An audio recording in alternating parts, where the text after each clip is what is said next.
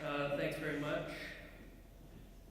I want to try and talk about 4 ideas in 5 minutes. I really don't know how well that's going to work out, but we're going to find out in just a few seconds. The first idea I want to talk about is actually quite boring. It's about building permits. This is a core city responsibility, and unfortunately it's a bottleneck through which all construction activity in the city has to go. And what we've been doing in the past is not properly resourcing that operation. You can see in this chart, we're talking about 80% of all the building permits clearing in the time frame we're supposed to be clearing them in, and that's really not acceptable. We should be up around 100%, and it's very clear what the problem is. You'll see on the next chart, we don't have enough people. And so when you have these austerity budgets, where you start cutting everything, what happens is you don't actually have enough resources to do things like inspect all the building permits and clear them out.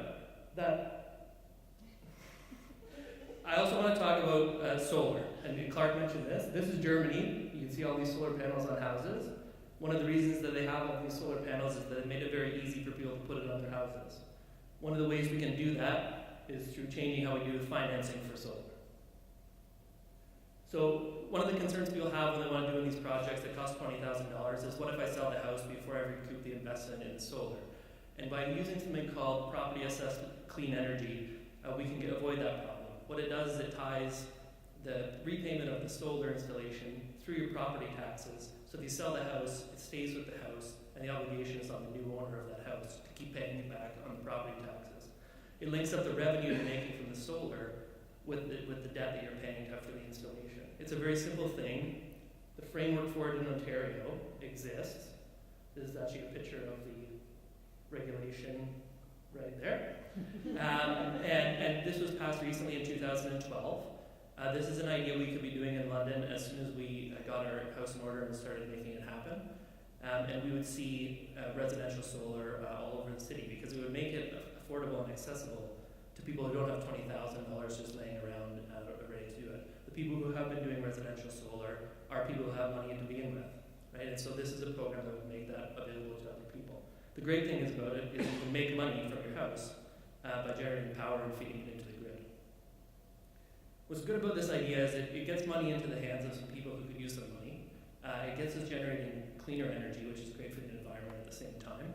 And it's just one of these ideas that it's proven to work all over the United States, in other jurisdictions. We set it up at the provincial level, but unfortunately, we've done nothing in London to move forward on this. It's something we can definitely do right now. Third idea.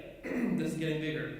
Imagine we didn't have to deal with Rogers and Bell for our internet service.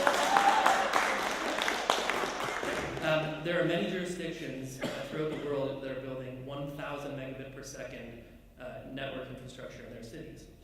Right now in London, if you were to pay a lot of money, you would get maybe 150 megabits per second. So we're talking almost 10 times as fast. And the great thing about it is when it's built as common infrastructure, it's also cheaper.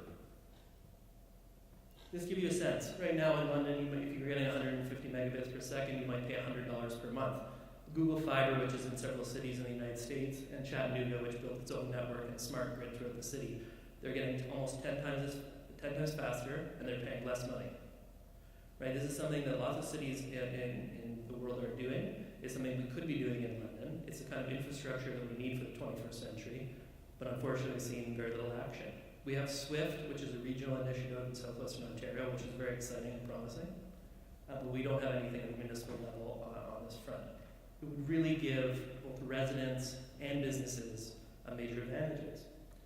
You can take a look here. These are 4 cities I picked out. London, of course, is the bottom light blue line.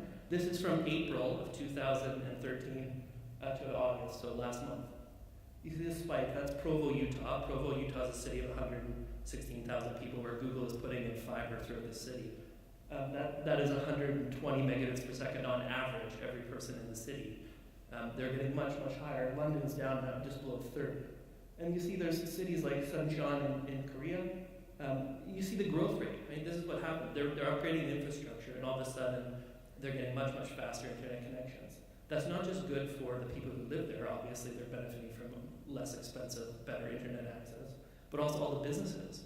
If you want to set up a business that's moving a lot of data and is selling all over the world, where do you want to set it up? Do you want to set it up in Provo, Utah, or do you want to set it up in London? I think if we move forward on that kind of infrastructure project, we give businesses a especially high growth businesses that we're seeing in the 21st century, are a very good reason to locate here. Just to give a sense, businesses, it used to be you'd ship your physical goods around, and so what you needed was highways. You needed transportation infrastructure to get your goods to market. These days, that information superhighway metaphor is maybe a bit better than we thought, because you really do need that infrastructure to move those digital goods and get them to the people who want to buy them. Again, it definitely gives businesses a great reason to choose London over other Ontario cities, other cities in North America. And for residents, we really have a digital divide in Canada. Most people don't know this, but like 30% of low-income seniors do not have internet access of any kind in Canada, right? There's a big digital divide between people who have access and benefit from all the things that have been happening over the last 15 years and people who don't. Fourth thing, infrastructure. This is a picture of Dundas Street, back when we had the London Street Railway in the 20th century, right? We ripped that all out, unfortunately, and we got rid of the street rail that we did have. And we've been with buses since then. I'm sure Clark is not happy about that. We can have better transit. This is the LRT in Calgary. That's something that they've been building very recently. They've been adding kilometers and kilometers of light rail in their city as they've grown. We can't have this kind of station and stop in our downtown. We can't have light rail that comes through. We certainly have the density. We had the London Street Railway when we were a city of 18,500 people.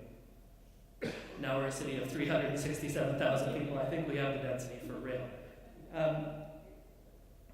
We need to improve our pedestrian and cycling infrastructure. This is a street in Vancouver, Hornby Street. It's a major downtown street. Look at that street. There's a beautiful pedestrian walkway on the left here, framed by the trees. And then on the right is a segregated bike lane. It's blocked in by cement planters. You've got vegetation in the middle, and the cement, and then the street on the outside. And this is you couldn't get a busier street in Vancouver. We need more feet on the street to rejuvenate the main streets where we have commercial shopping areas, that we need to bring those areas back. Streets like Dundas Street right here. We gotta run rail down there. We got streets that look like that instead of streets that look like parking and cars everywhere. Talk about our intercity connections. We already have a great cost of living in London, right? This is a very affordable place to do many things, including buy a house and settle down. But we need to be able to connect out to many of the other major cities in the world, because being able to make those connections is increasingly important for our business, and it's one of the reasons that people will locate their business here versus somewhere else. So we need high-speed rail to connect us into the other major areas. We're 2 hours away from major cities in the US, or 2 hours from Toronto. We can really close that gap if we invest seriously in high-speed rail. Same with the airport. We just got this flight into New York. Recently, our airport really, so many people would just rather drive to Detroit and fly over there. We must be able to find a better solution. These are actually not new ideas at all. I'd like to say I came up with all these ideas, but they're not mine. That's Derek Silva on the left talking about municipal network infrastructure at Ignite several years ago. Eric Southern, when he ran for mayor, he spoke about the need for this 4 years ago. There's Gary Brown talking about Property Says Clean Energy at Ignite a couple of years ago. And there's the Transportation Master Plan, which is talking about rapid transit, unfortunately of the bus variety. The problem is not really plans or that we're not been talking about it. The problem is that we don't have the ambition and the determination to actually make these things happen. So similarly to how it takes a fair amount of dreaming and a fair amount of hard work to make something like the Alien Hall happen, I think we need to put that same kind of passion and belief that we can do these things into some of our political decision making. We can't be sort of caught up in this mass hysteria and low self-esteem, this is how one person who spoke at London Next conference described London. And he was talking about his experience in Pittsburgh, where they had the same kind of thing. It's like, we can't afford it, we can't do it, I don't think it's going to work, forget all of that. We can do these things, we just have to put our minds to it, put the money into it, put the time into it, and make it happen.